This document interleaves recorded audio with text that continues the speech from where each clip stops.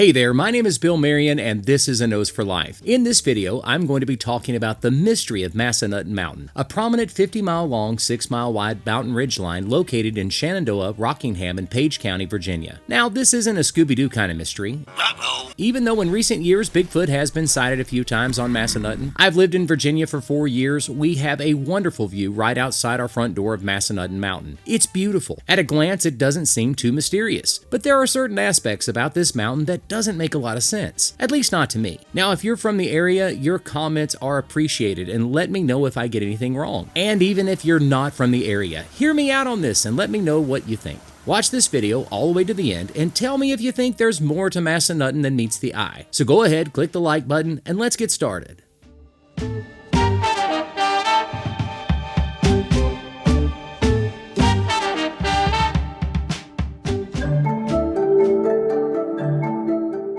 Massanutten Mountain is this unique ridge line that bisects the Shenandoah Valley in Virginia. Like most ridge lines, there are many mountaintops, but in this video, I'm going to be talking about the whole ridge line and not specific peaks. Geologically, Massanutten is a part of the Blue Ridge Mountains. Depending on who you ask and who might be holding the microphone at the time, the Allegheny Mountains are across the valley to the west of Massanutten, but some people also call these mountains the Blue Ridge Mountains. I guess it's because these mountains are in Virginia too. Again, it just depends on who's holding the microphone. On the surface, Massanutten almost seems like an island in a sea of breathtaking rolling farmland. Most of Massanutten falls within the George Washington and Jefferson National Forest, one of the largest areas of public land in the eastern United States, consisting of 1.8 million acres in Virginia, West Virginia, and Kentucky. 140,000 acres are designated as wilderness areas, 1 million acres are remote and completely undeveloped. But Massanutten Mountain is also home to Massanutten Resort, a world-class ski resort featuring 6,000 acres of amazing snow skiing and some outstanding condo and hotel accommodations. But it's not just the snow skiing that keeps this place busy, it's an all-seasons resort. In addition to snow skiing, there's an indoor-outdoor water park, 2 golf courses, farm-to-table dining experiences, shopping, a day spa, and much more. Look, I'm not sponsored, but this resort is kind of famous and a pretty big deal. The resort is obviously named after the mountain, and for a lot of people, when you talk about Massanutten Mountain, you're talking about Massanutten Resort. But the Massanutten Ridgeline is huge, and the only paved roads you're going to find on all of Massanutten is at the Massanutten Resort. The rest of the mountain has no paved roads, not even a good gravel road. Seriously, these gravel roads aren't that great. There isn't a single road that traverses the entire ridgeline. Yes, there's plenty of hiking. There are hiking trails that traverses Massanutten, but you can't drive down the ridgeline.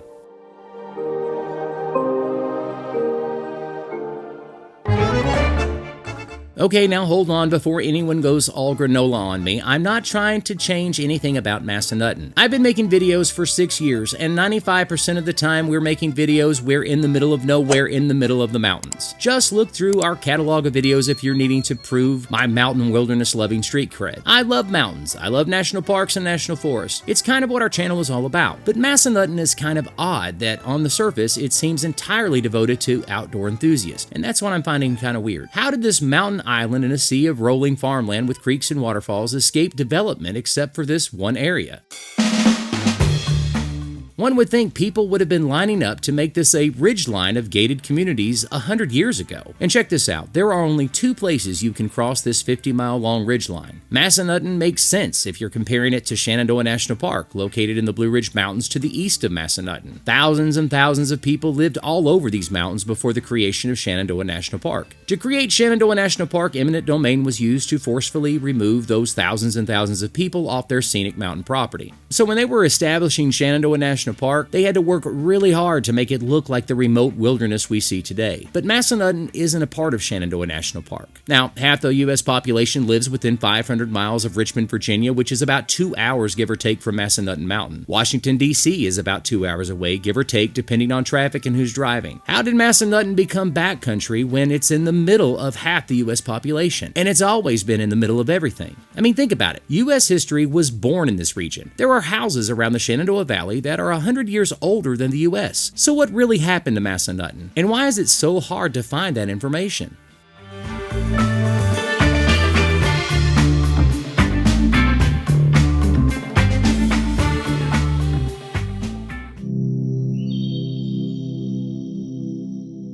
One of the places you can hike to on Massanutten is the remote Emerald Pond. Carolyn and I drove most of the way on a forest access road just outside of Grove Hill. This is a beautiful spring-fed pond. Some very close friends told us about it this past weekend. If you're hiking this part of Massanutten, it seems like a great place to camp or go swimming. On the way to the pond, you'll follow Pit Spring Run, which is a breathtaking creek. It's not the first time we've been here. Back in 2019, we made a video along the same road, and I talked about this amazing creek and a little bit about Catherine's Furnace. Catherine's Furnace is a pig iron furnace that began operations back in 1840. We found Catherine's Furnace by accident back in 2019, but we didn't even know what road we were on at the time. We didn't see any signs leading to Catherine's Furnace. We were following this road and stumbled up on it. But the furnace tells us something about Massanutten Mountain. This mountain was not only populated, but it even had an industrial center.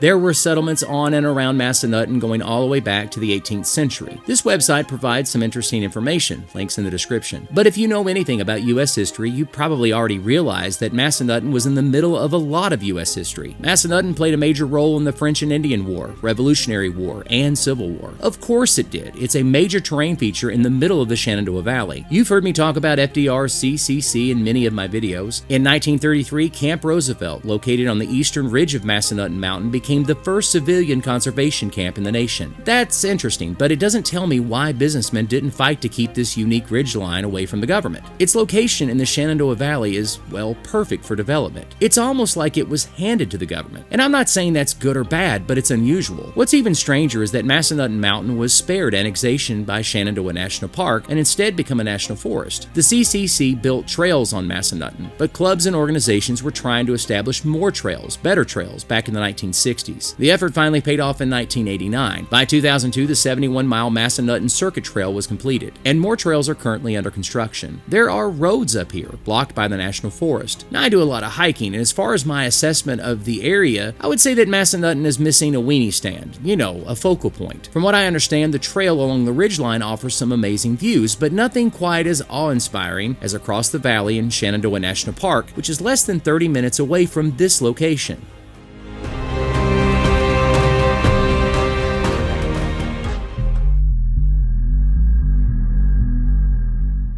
Massanutten Mountain has hosted some kind of a resort since the 19th century. The idea for the current version was birthed back in 1968. Like I mentioned earlier, Massanutten Ski Resort includes 6,000 acres, and none of this was purchased from the National Forest. So there were large privately owned land tracts all over Massanutten before and during the 1960s. But I can't determine when the majority of this developed area became the backcountry that it is today. The history of George Washington National Forest doesn't help. It reads like every other national forest history. National forests were developed to manage our nation's resources, and they always mention forest fires and an unmanaged timber industry. In the case of Massanutten, they blame overlogging and furnaces like this one that caused a massive forest fire in the 1890s. But this is like a copy and pasted narrative in national parks and national forests east of the Mississippi. This narrative seldom mentions the droughts of the late 19th century and early 20th century, or the droughts that led to the Dust Bowl in the 1930s that also severely affected the Appalachian Mountains. The narrative villainizes logging and portrays national forests as the heroes, but history is seldom that simplistic.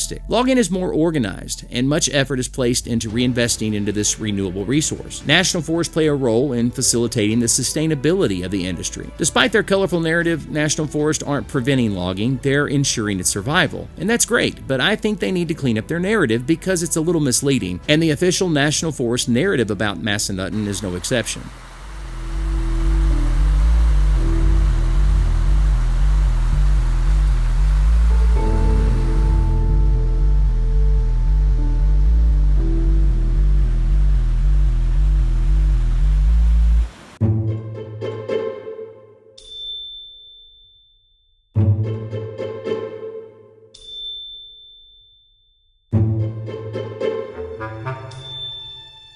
I love hiking, but when you're hiking in any forest, your visibility is limited. Obviously, I'm not talking about overlooks, I'm talking about places like this, right along the trail. Think about this for a second. All this land for hikers, and yet they're only going to experience a tiny portion of this land. After all, hikers are told, stay on the marked trail. Fort Valley is a valley on the northern end of Massanutten. Carolyn and I have been here as well, but it was in the middle of winter. It's a neat place. There are hiking trails on the ridgelines here too, and an OHV trail as well. But there's no development on either of these two ridgelines and no crossing. Massanutten is 6 miles wide. I live a pretty transparent life, but let's say I needed to hide something. I would hide it up here. I mean, you could hide something like a train up here and no one would know it. And you could hide it just a few hundred yards from any trail. I mean, who's going to find it? Like I mentioned earlier, there are gated rocky roads all over Massanutten. Where do these roads lead? Sure, some are roads that are being returned to their natural state, but some are still very active but restricted to the public. People talk about what the government is hiding in Area 51, but I'm far less interested in well-known, highly publicized government installations than I am places like this. I mean, the best places to hide anything is in plain sight.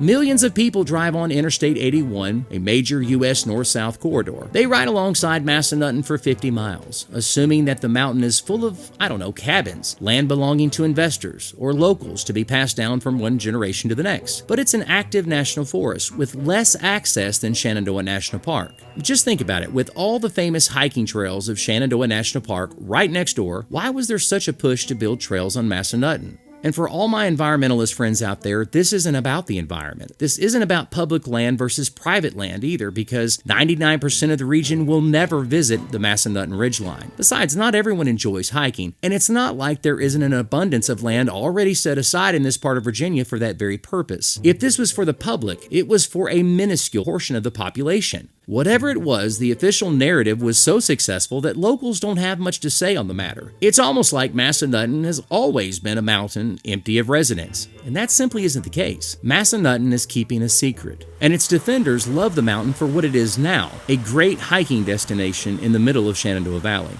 No one ever asked how Massanutten came to be this way, or what else it might be. Isn't it funny?